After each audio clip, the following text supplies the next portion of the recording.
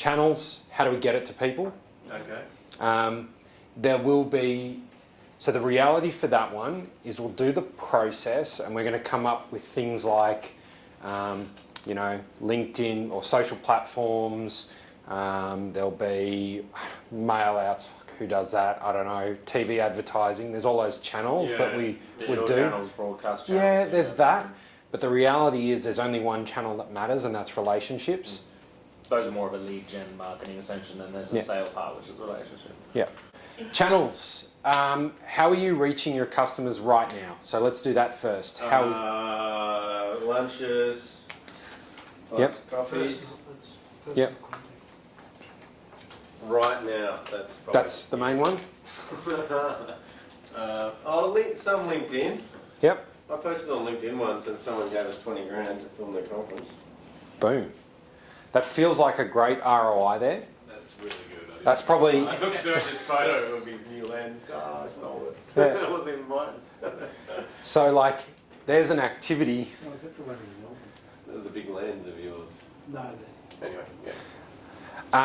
So that's how we're reaching them now. And so let's pretend we're 12 months down the track. Yeah. What are the other channels that you think you'll be reaching your customer segments by? So you mentioned tenders.gov.au, yeah? Is that the tenders platform you meant? Yeah. I'll get that one. We're on that. Website, landing pages.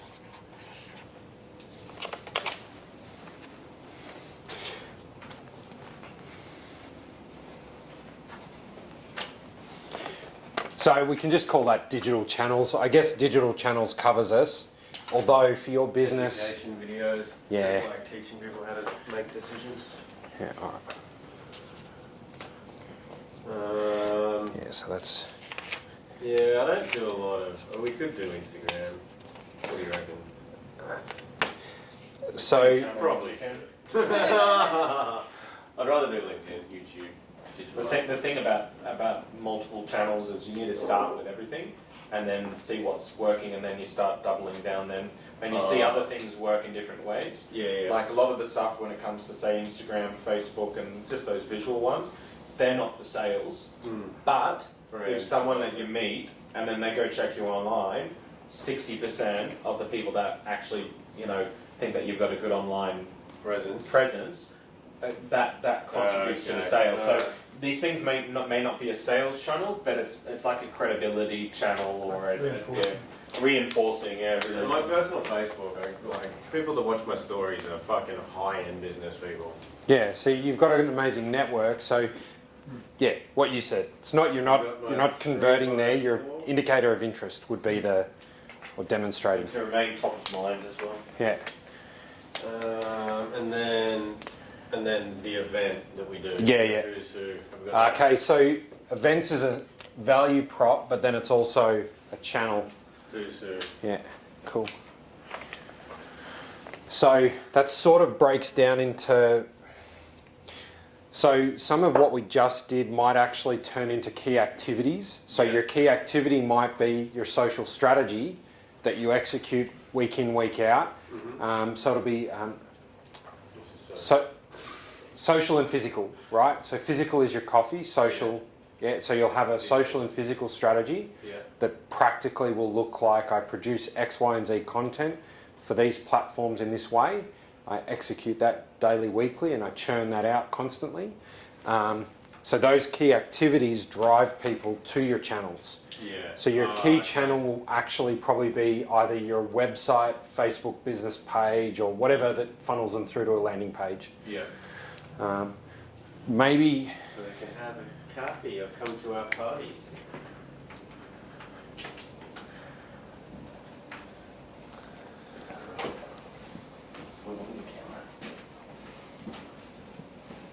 Great little shirt, mate. That'll be perfect in Toronto on the beach. Keep going. I'm actually a qualified masseuse. Oh, really? My key activities. Skill sets. Oh, loosen up. A lot of attention back here, mate. Are you really a qualified masseuse? Yeah. Of course you are. To the girls. Yeah. Qualified masseuse. Yeah. That felt good, didn't Yeah. it? There we go, well done. So this is funnels?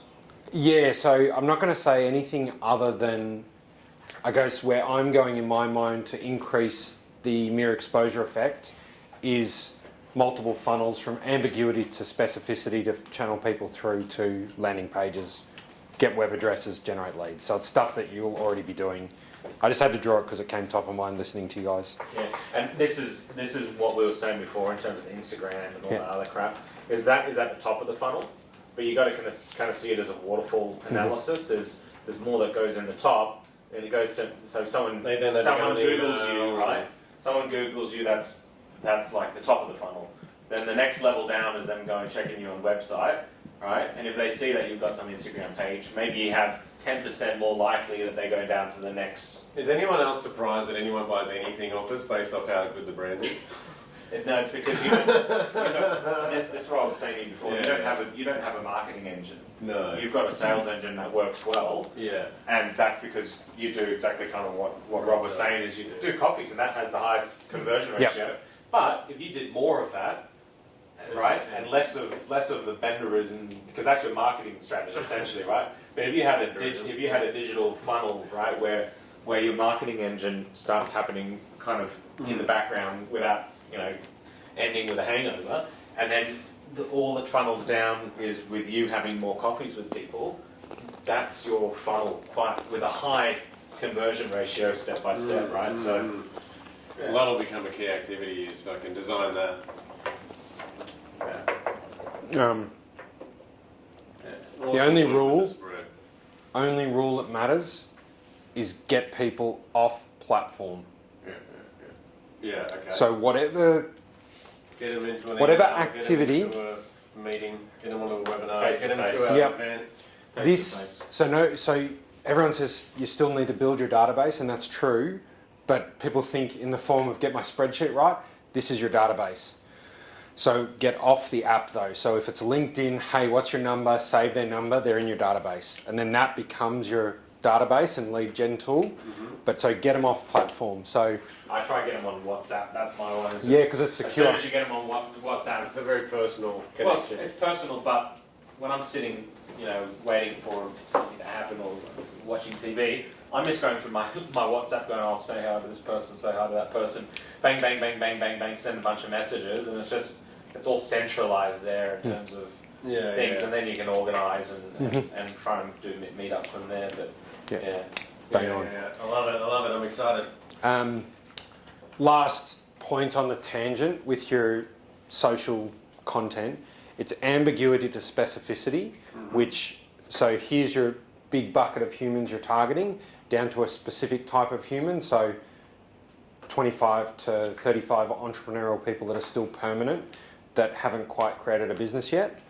And then your next funnel retargets that same people, but with, again, ambiguous stuff, which is like how to create your business model for your new side hustle down to your actual thing that you want to sell. It's a double funnel. Yeah, so that might be 1,000 people that you're targeting, which whittles it down to 100, but you're actually only targeting 20 people that are actually going to buy your thing that you're selling that's specific made for them. But you're excluding people as quickly as you can through your video content, blog posts and words. So it's all about exclusion. Yes. Just like the Who's Who event. Who's not invited? Yeah. That's the most important.